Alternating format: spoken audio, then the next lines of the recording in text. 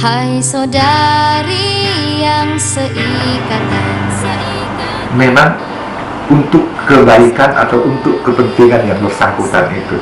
Nah, kalau istilah sekarang ini, kira-kira beliau ini ada untuk memperkuat itu orang, bukan untuk melemahkan, tapi beliau memperkuat. Lalu difasilitasi. Sekarang banyak murid-murid pesantren sampai kemana-mana, sampai jadi orang besar seperti itu kan difasilitasi oleh beliau. Beda dengan gurta banyak, gurta banyak tegas, ya merah. Kalau gurta modalnya mungkin merah, tapi dia tidak mau mengatakan merah kalau diangkat itu, ya kurang apa namanya, kurang sedap didengar. Ya, akibat daripada itu pula sehingga disenangi oleh rata-rata pejabat-pejabat. Ya, kalau kita banyak itu banyak pejabat yang kurang karena ya kan tegasnya yang benar yang salah dia lantang saja disebutkan seperti itu. Puan dengan Gurta Abdurrahman Abdullah. Ya, almarhum Kiai Ande Gurta Kiai Haji Abdurrahman Abdullah. Dia sudah termasuk alama, jadi alimul alama, yang seluruh hidupnya untuk dakwah dan pendidikan sesuai dengan tujuan dari Darud Dakwah wal Irsyad. Daru artinya tempat mendapatkan pengetahuan dan dakwah. Ya, kadang-kadang ada pemberontakan dalam protes dalam diri saya karena dia kan kadang-kadang lebih mengutamakan orang lain daripada anak-anaknya sendiri. Itu dulu saya tidak pernah ada rasa kecemburuan, rasa kekecewaan, tapi setelah itu baru saya sadar bahwa sebenarnya ya dia memang sebenarnya ya sudah memilih jalan hidup yang begitu, bahwa saya ini nggak boleh terlalu egois juga melihat permasalahan begitu, bahwa dia itu bukan milik saya sendiri, tapi itu sudah mewakafkan dirinya buat umat.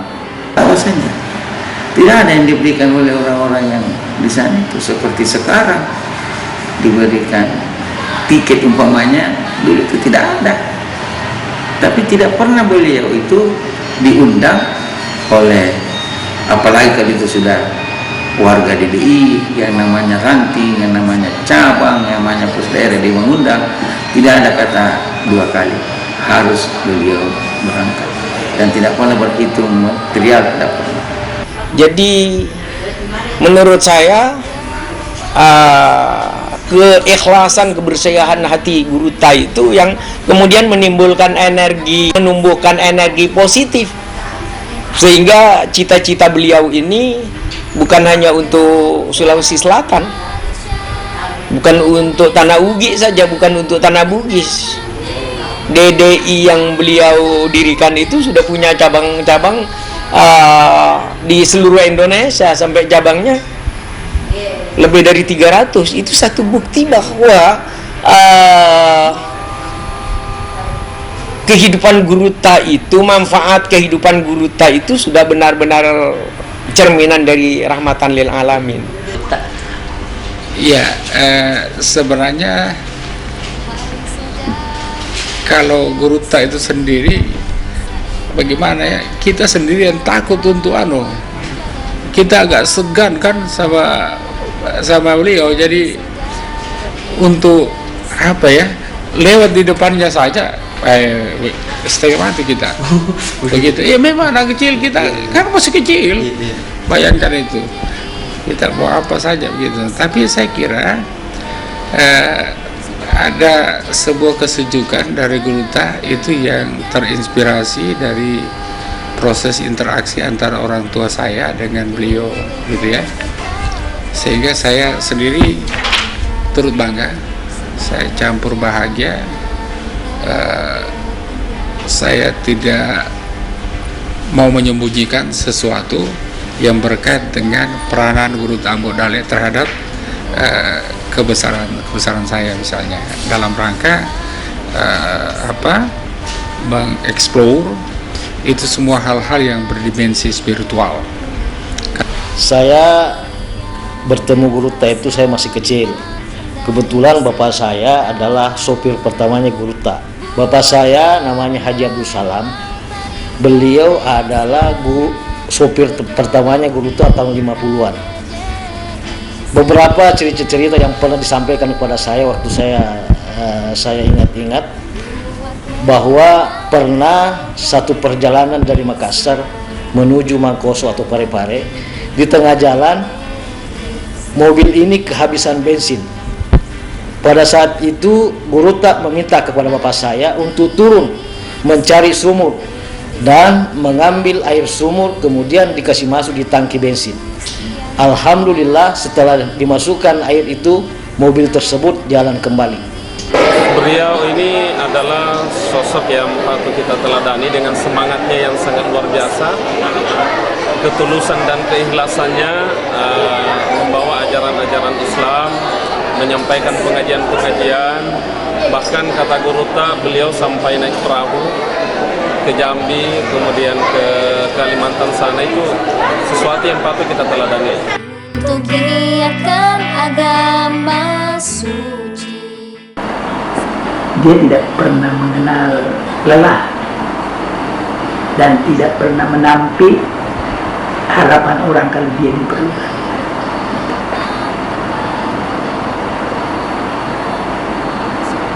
Ya, umpamanya Guru Ta aja kalau datang suatu tempat lalu di situ dikasih dulu di satu tempat, nanti setelah acara berjalan umpamanya mau dipindahkan ke tempat lain, tidak mau pindah, tidak mau.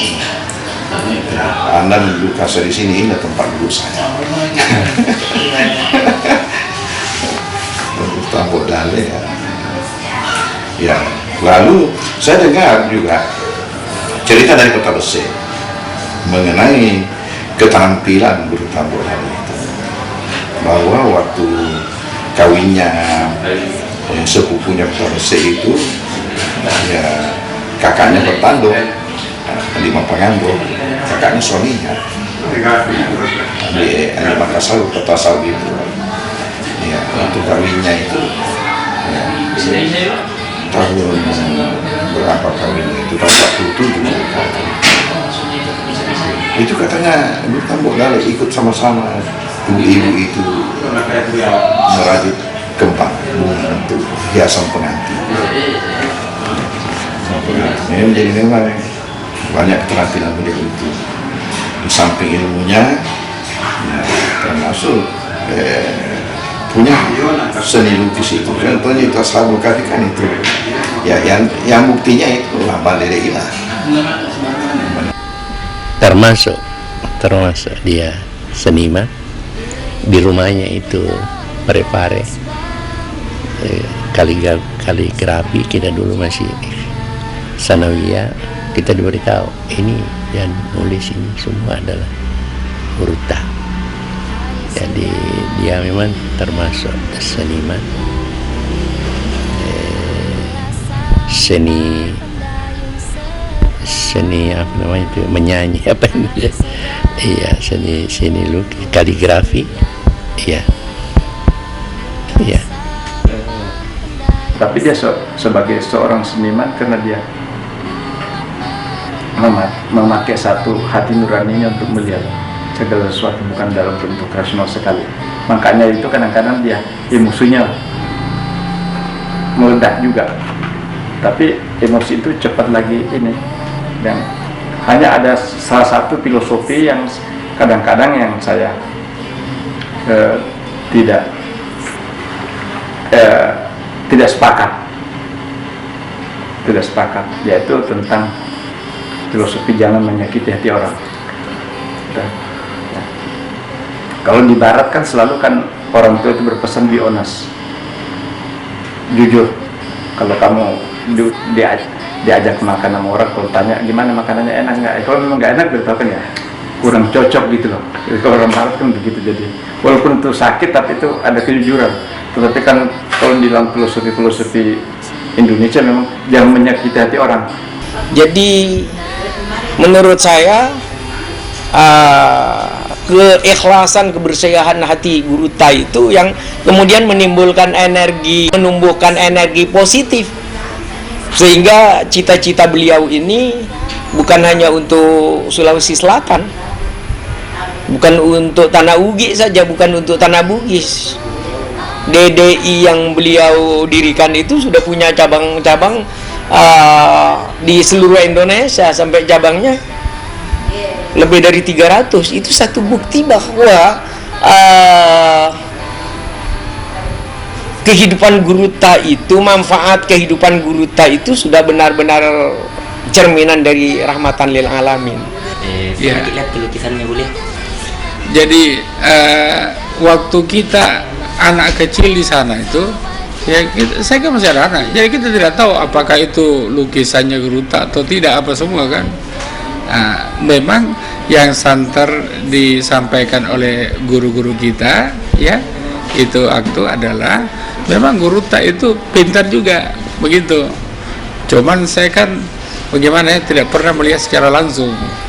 Kita harus melestarikan kalau ada karya-karya beliau, baik itu buku tentang agama, juga seni atau karangan-karangan lagu beliau, kalau ada itu harus kita lestarikan.